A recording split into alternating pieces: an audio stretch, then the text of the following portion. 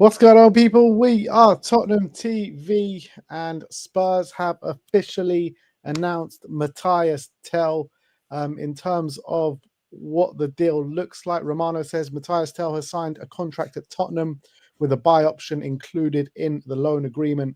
Bayern have accepted the conditions as Spurs will cover the salary until June and have a chance to trigger the clause for 60 million in the summer.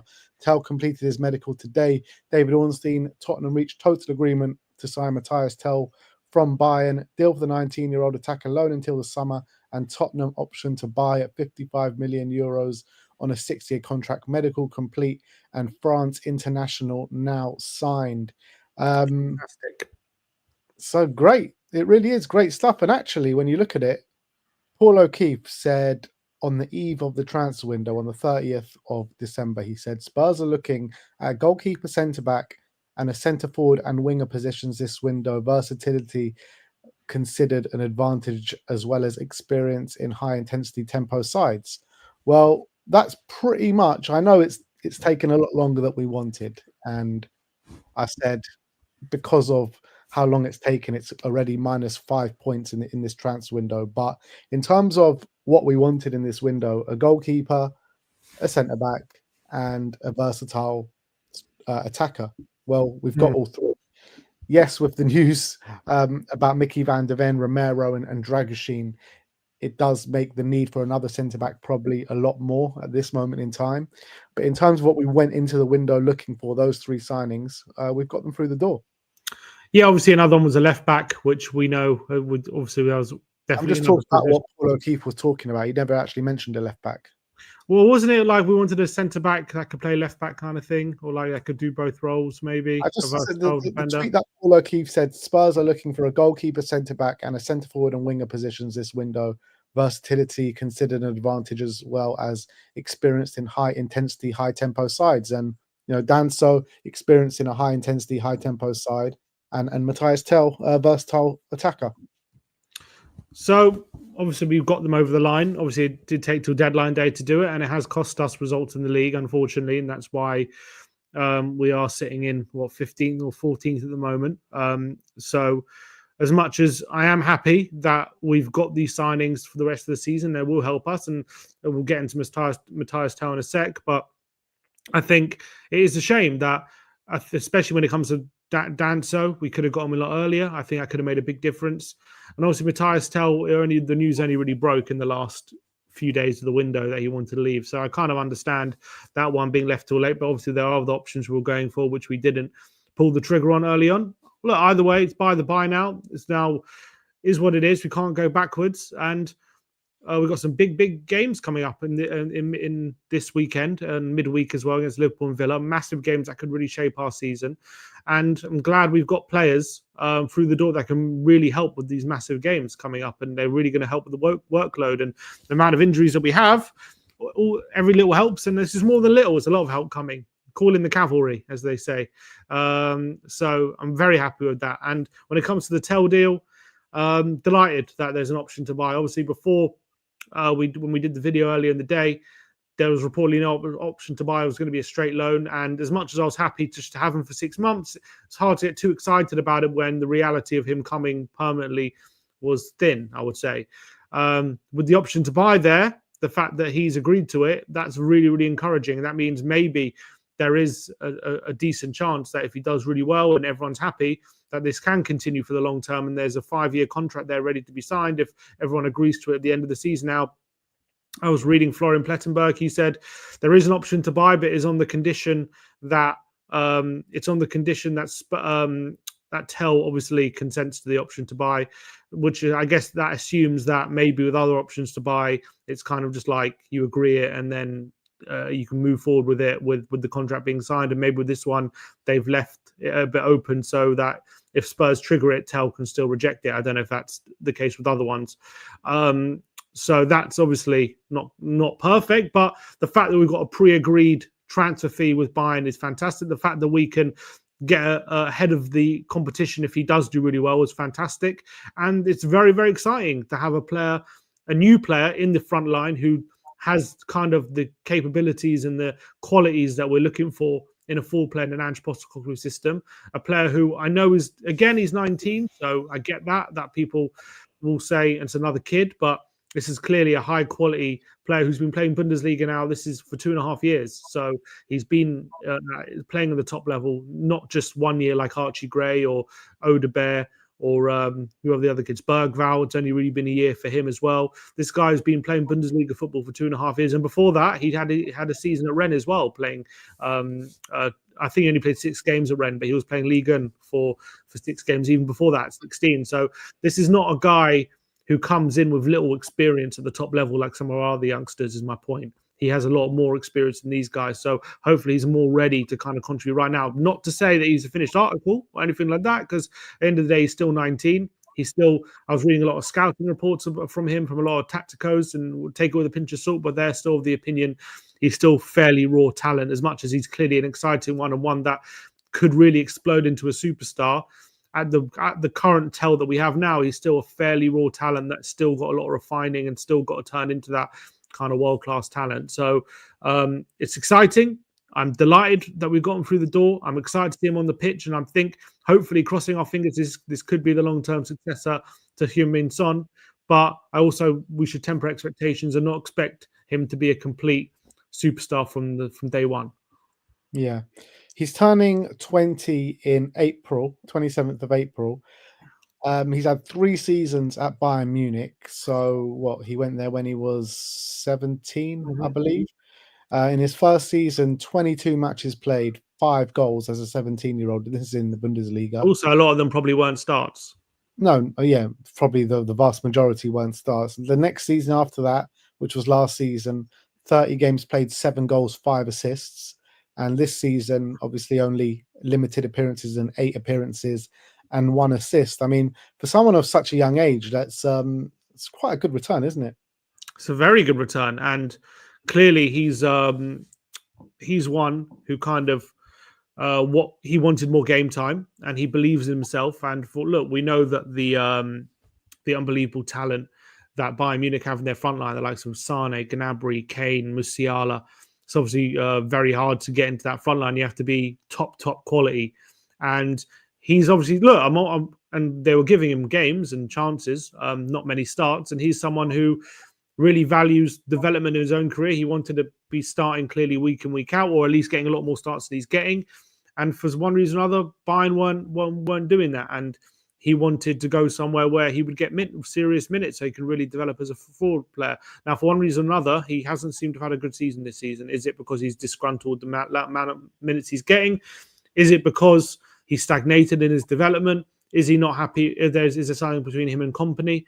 I don't really know the reason, to be honest, why he has been getting the minutes. But what is true is he hasn't got any goals this season. He hasn't. I saw some highlights of him from the other day. He didn't seem to have a good game in the Champions League. So maybe it's a mentality thing, or maybe he's stagnated. He just needs to freshen things up. But what is definitely true is when he broke onto the scene, and last season when he was given minutes, he was contributing, getting regular goals, regular assists, and was one of the most talked about talents around Europe. And as much as maybe he's not right now, like up there with, the best talents in like Yamal or, whoever the best young talents you can think of at the moment. Maybe he's not at that level quite yet, but he's still clearly at a very, very high level for a player of his age. And that's what's really exciting. Yeah. I whenever I've seen him play, he's just someone that he gets bums off seats, doesn't he? Really quick player, box of tricks at times, can really take on his man. And every time I've seen him, he's really excited me. And I can't believe we've actually got this over the line, because a few days ago, it just looked like really bleak, because we had that bid accepted. Everyone was getting really excited. And I said to you, look, this is something really fishy going on, because we've had a bid accepted, but personal terms are not agreed. And then he wanted to take a few hours to assess his options and make his decision. And Daniel Levy flew out to Munich to get the deal done. And then he rejected us. And then it looked like, for all intents and purposes, that he was going to be making his way to Manchester United.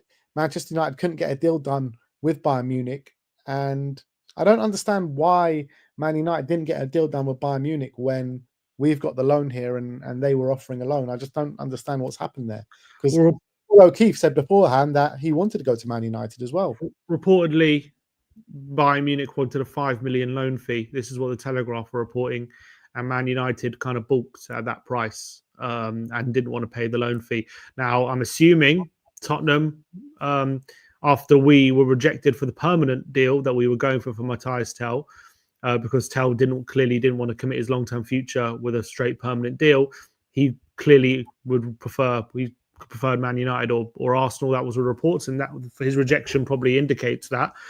But Man United are struggling with PSR. They're struggling with all different financial issues. We've that's been heavily reported. So they didn't want to basically pay the 5 million. It was widely. I know they let go of Rashford, but it was widely reported that it hinged on Garnacho leaving. I always felt like it was going to be unlikely Garnacho was going to leave before the end of the window. And really, they've got rid of Rashford and Anthony. They've only got 4 forwards currently in the club, including strikers. I mean, surely they need another one through the door. They definitely need one from player point of view, but financially, they needed to get players out. They clearly in a very bad way. PSR, more players. They needed money in. The Rashford, it was only a loan deal, and I don't know what kind of fee they got. And Anthony, again, another loan deal. So they didn't really get much money through the door. Maybe they got some money off the wages, but I know Villa were paying 3/4 of Rashford's wages. But is that enough to get someone like Matias Tel in? I don't know. Maybe not. So if they were demanding a 5 million fee, now clearly Tottenham, who can afford that, came back and said, if we get an option to buy in, we'll pay that 5 million, and we'll take him on loan and spend 6 months trying to convince him to come, I guess. And he's probably thought, look, Man United aren't going to pay it. How much do they really want me? Arsenal clearly don't want me that much, because otherwise they would come in for me. This club have put up the money to get me permanently. I'm not convinced yet that I want to commit my future here, but they clearly want me, and maybe he values that, and he's thinking, yeah, better go there, get some minutes, spend 6 months playing, and we'll see how it goes. And it is a good club with potential, and maybe if things go well, I see a future there, but better off playing there for 6 months and sitting on the bench for 6 months, and that's probably how we're seeing it. Yeah. If you believe the media, it was one call to Ange Postecoglou, and he was swayed. The Ange pull, like we've heard with many other players. I'm sure they had a conversation. I doubt that was the one thing that the deal hinged on, but I'm sure they had a conversation before. And I'm sure when Man United couldn't put up the money, I'm sure Andrew called saying, look, I know you got your reservations, but just come here for 6 months and we'll see who we are, mate. Yeah, so basically what we're saying is that the fee for the option to buy at the end, plus the 5 million loan fee, is basically, if we do take up the option, it's exactly the same deal pretty much as what we would have done a week ago or a few days ago. Pretty Correct. much. So as much on paper, it's 5 million cheaper. It's basically the same. So to be honest, it's not been confirmed that we've paid that fee. I'm just assuming we have. I'm assuming we've paid the loan fee that Man United booked at, which apparently someone calculated. If you, I don't know if we're covering how much of the wages we're covering, but someone calculated if you 100%. add on his wages, that's something like 5 million loan fee is something like over 200 grand a week. So it's quite hefty in terms of for 6 months. Yeah, we're covering 100% of his wages, which he gets paid just below 100 grand a week as well. And so 5 million, for the 6 month loan is about 180 grand a week. So plus that, plus his wage on top of that, we're going to be paying him basically, paying quite a hefty amount. To fix their financial muscle a bit. We've spent close to 100 million this window. Kinski 15 million, Danso 25 million, and if this guy gets made permanent, 45, 50 million, close to 100 million there. Which is what we should be doing, especially in the situation that we're in. But look, brilliant signing. If you would have told me at the beginning of the deal, where would Matias Tel have ranked in terms of one of the players I wanted, he would have been near the top, probably, maybe at the top. And I think in terms of a talent, in terms of a profile, phenomenal. And I can't wait to see him on the pitch, to be honest. And I can't wait to see how he links up with the players that we got. And as well, if it really goes well, we've all wanted that real long-term replacement for Sonny. And if he can be that, if that can be someone we've got at the club already now with this guy, that is, something we can cross off the list. And that's also something really exciting. So let's just see how he does. Do you reckon he gets thrown in on Thursday? Is the big question, I guess. Yeah, I mean, if he does get thrown anywhere on Thursday, it will be as the 9, in my opinion, because Rishi hasn't been doing it for me the last couple of games. So I'd like to see him be maybe thrown in on as the 9. In terms of the right winger, on who's it going to be? Is it going to be Moore again? I don't think so. Maybe Could be Kulusevski on back. the right. He could be thrown in on the right. Maybe. I remember Brennan got thrown in on the left, didn't he, for his first game? That's true. Yeah, maybe on the right. It maybe makes Odegaard, did Odegaard play on the right in his first game? I think against Everton, maybe it was on the left. Yeah, I think he was on the left. Hmm. But anyway, let's go and see how it was announced by Tottenham today. So here we go. Let me just take this banner off. All right. Let me tell you something. Let me tell you something. All right. Let me tell you something. Let me tell you something. Wait. Sorry,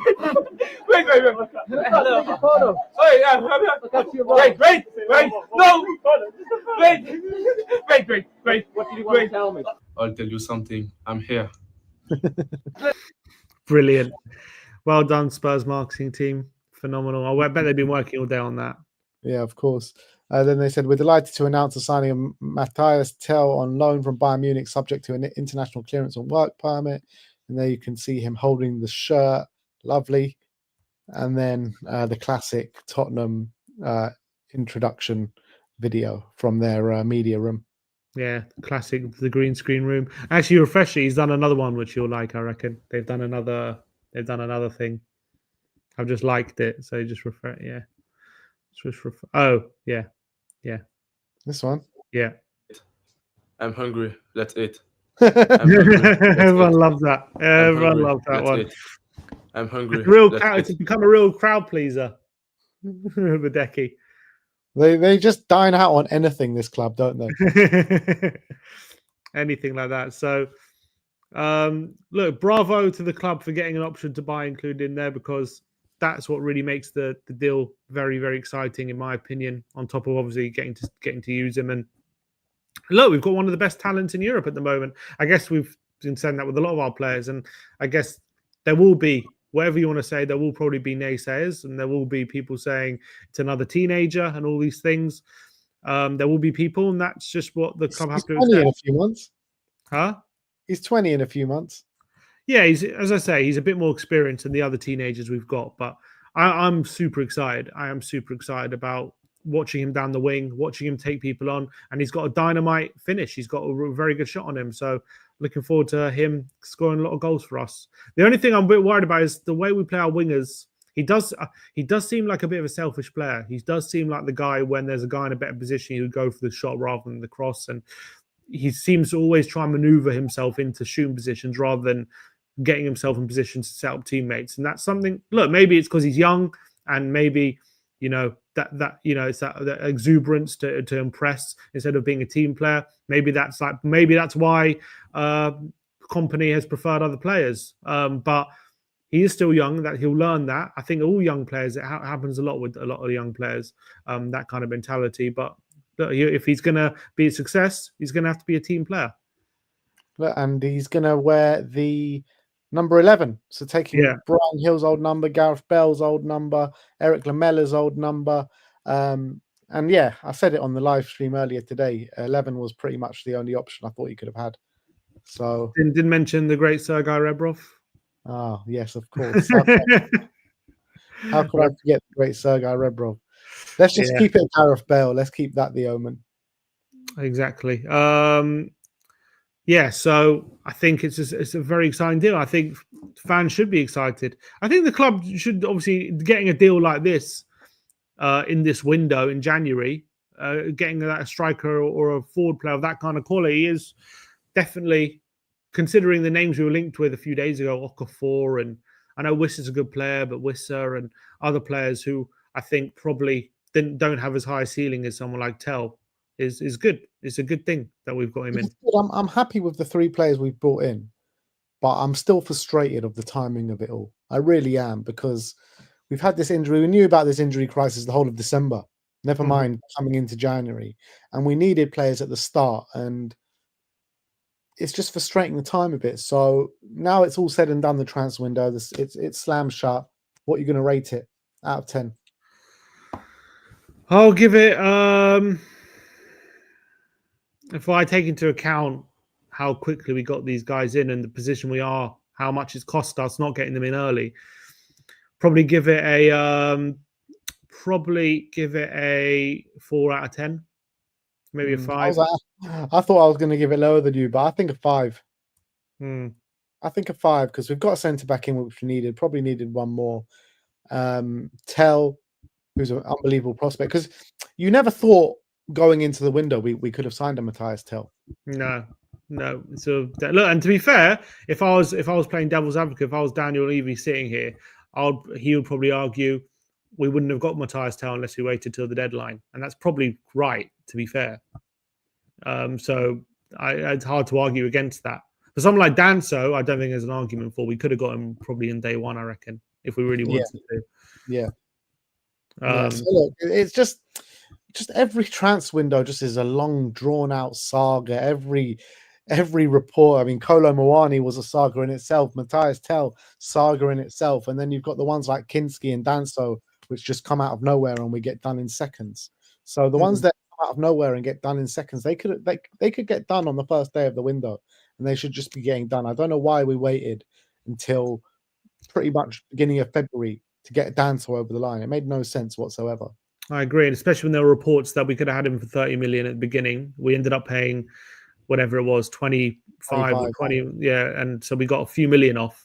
And what it cost us was I'd probably argue it probably cost us at least the result against Leicester, maybe the result against Everton. It cost us probably a few of these results points where we wouldn't be so far off, wherever we want to be, maybe if we picked up more points. But now we are, and now we're probably no chance of anything happening in the league, and we have to live with that. And so there's a lot of pressure on these cup games. But if I'm rating it just purely on players that we got in terms of players per position, and in terms of obviously not what we didn't get as well, just purely on that, regardless of time, probably give it 7.5. Would have done with another centre back or maybe another left back or a left back as well. Happy with the Danso deal. I'll probably give that a 7 out of 10. I'm happy with the Kinski deal. I'll probably give that an 8 out of 10. And I think the Tel deal I'll probably give like an 8.5 or 9 out of 10 in terms of that deal. So I'm happy with those. Yeah, well, let's see how it goes. Let's see how they actually do on the pitch. And I'm excited to see it on the pitch because a big, big week ahead, probably the biggest week in our season. Liverpool on Thursday and make or break on the weekend. Make or break this week. Yeah. Matias Tel probably want to be sent